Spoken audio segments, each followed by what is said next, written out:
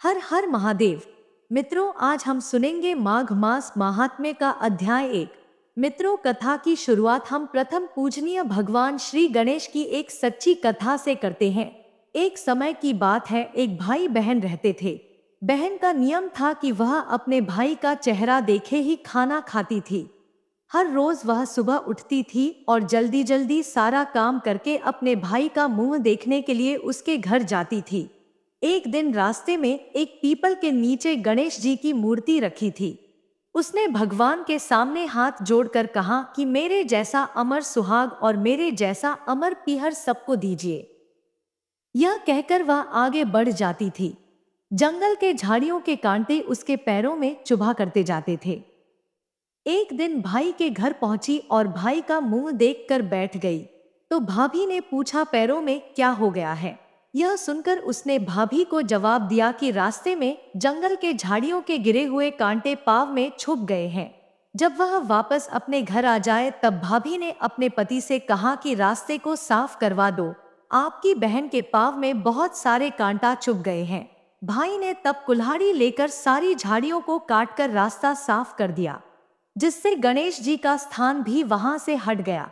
यह देखकर भगवान गुस्सा हो गए और उसके भाई के प्राण हर लिए। लोग अंतिम संस्कार के लिए जब भाई को ले जा रहे थे, तब उसकी भाभी रोते हुए लोगों से कहीं, थोड़ी देर रुक जाओ, उसकी बहन आने वाली है। वह अपने भाई का मुंह देखे बिना नहीं रह सकती है, उसका यह नियम है। तब लोगों ने कहा, आज तो देख लेगी पर कल कैसे देखेगी। रोज दिन की तरह बहन अपने भाई का मुंह देखने के लिए जंगल में निकली। तब जंगल में उसने देखा कि सारा रास्ता साफ किया हुआ है। जब वह आगे बढ़ी तो उसने देखा कि सिद्धिविनायक को भी वहां से हट दिया गया है। तब उसने जाने से पहले गणेश जी को एक अच्छे स्थान पर रखकर उन्हें स्थान दिया और हाथ जोड़कर बोली, भगवान मेरे जैसा अमर सुहाग और मेरे जैसा अमर पीहर सबको देना, और फिर बोलकर आगे निकल गई। भगवान सोचने लगे, अगर इसकी नहीं सुनी तो हमें कौन मानेगा, हमें कौन पूजेगा। तब सिद्धिविनायक ने उसे आवाज दी, बेटी इस खेजड़ी की 7 पत्तियां लेकर जा और उसे कच्चे दूध में घोलकर भाई के ऊपर छींटा मार देना, वह उठकर बैठ जाएगा। यह सुनकर जब पीछे मुड़ी तो वहां कोई नहीं था। फिर वह यह सोचने लगी कि ठीक है, जैसा सुना वैसा कर लेती हूँ। फिर वह 7 खेजड़ी की पत्तियां लेकर अपने भाई के घर पहुंची। उसने देखा वहां कई लोग बैठे हुए हैं। भाभी बैठी रो रही और भाई की लाश रखी है। तब उसने उस पत्तियों को बताए हुए नियम के तहत भाई के ऊपर इस्तेमाल किया। तब भाई उठकर बैठ गया। भाई बोला, बहन से बोला, मुझे बहुत ही गहरी नींद आ गई थी। तब बहन बोली, यह नींद किसी दुश्मन को भी ना आए, और उसने सारी बात अपने भाई को बता दी। मित्रों, अभी तक अगर आपने वीडियो को लाइक नहीं किया है तो वीडियो को लाइक करके चैनल को सब्सक्राइब कर दीजिए। अब आइए सुनते हैं माघ मास का महात्म्य अध्याय 1। एक समय श्री सूत जी ने अपने गुरु श्री व्यास जी से कहा कि गुरुदेव, कृपा करके आप मुझे से माघ मास का महात्म्य कहिए, क्योंकि मैं आपका शिष्य हूँ। व्यास जी कहने लगे कि रघुवंश के राजा दिलीप एक समय यज्ञ के स्नान के पश्चात पैरों में जूते और सुंदर वस्त्र पहनकर शिकार की सामग्री से युक्त कवच और शोभायमान आभूषण पहने हुए अपने सिपाहियों से घिरे हुए जंगल में शिकार खेलने के लिए अपनी नगरी से बाहर निकले। उनके सिपाही जंगल में शिकार के लिए मृग, व्याघ्र, सिंह आदि जंतुओं की तलाश में इधर उधर फिरने लगे। उस वन में वनस्थली अत्यंत शोभा को प्राप्त हो रही थी। कहीं 2 मृगों के झुंड फिरते थे, कहीं गीदड़ अपना भयंकर शब्द कर रहे थे, कहीं गैंडों का समूह हाथियों के समान फिर रहा था, कहीं वृक्षों के कोटरों में बैठे हुए उल्लू अपना भयानक शब्द कर रहे थे, कहीं सिंहों के पदचिन्हों के साथ घायल मृगों के रक्त से भूमि लाल हो रही थी, कहीं दूध से भरी थनों वाली सुंदर भैंसें फिर रही थी, कहीं पर सुगंधित पुष्प, हरी भरी लताएं वन की शोभा को बढ़ा रही थी। कहीं बड़े बड़े पेड़ खड़े थे तो कहीं पर उन पेड़ों पर बड़े जगर और उनकी केंचुलियां भी पड़ी हुई थी। उसी समय राजा के सिपाहियों के बाजे की आवाज सुनकर एक मृग वन में से निकलकर भागने लगा और बड़ी बड़ी चौकड़ियां भरता हुआ आगे बढ़ा। राजा ने उसके पीछे अपना घोड़ा दौड़ाया, परंतु मृग पूरी शक्ति से भागने लगा।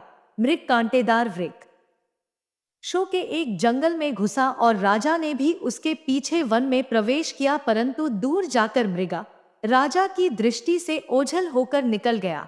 राजा निर्जन वन में अपने सैनिकों सहित प्यास के मारे अति दुखी हो गया।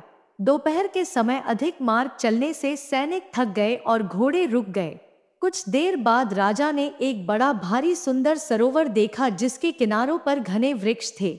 इसका जल सज्जनों के हृदय के समान स्वच्छ और पवित्र था। सरोवर का जल लहरों से बड़ा सुंदर लगता था। जल में अनेक प्रकार के जल जंतु, मछलियां आदि स्वच्छंदता से इधर उधर फेर रही थी। दुष्टों के समान निर्दयी चित्त वाले मगरमच्छ भी थे। किसी किसी जगह लोभी के समान सिमाल भी पड़ी हुई थी। जैसे विपत्ति में पड़े हुए लोगों को दुखों को हरने वाले दानी पुरुष के समान यह सरोवर अपने जल से सबको सुखी करता था, जैसे मेघ चातक के दुख को हरता है। इस सरोवर को देखकर राजा की थकावट दूर हो गई। रात्रि को राजा ने वहीं विश्राम किया और सैनिक पहरा देने लगे और चारों तरफ फैल गए।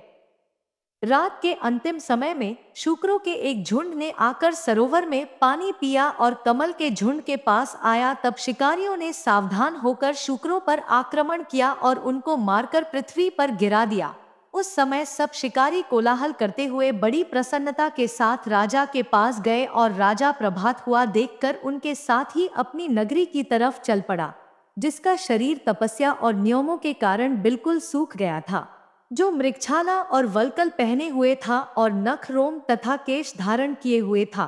राजा ने ऐसे घोर तपस्वी को देखकर बड़े आश्चर्य से उसको प्रणाम किया और हाथ जोड़कर खड़ा हो गया।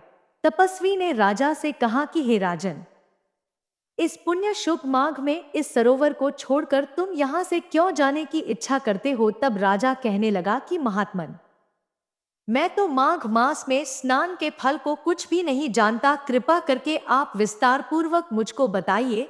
मित्रों, वीडियो को अंत तक देखने के लिए धन्यवाद। और इसके आगे की कथा यानी अध्याय 2 आपको कल देखने को मिलेगा, इसीलिए वीडियो को लाइक करके चैनल को सब्सक्राइब कर दीजिए।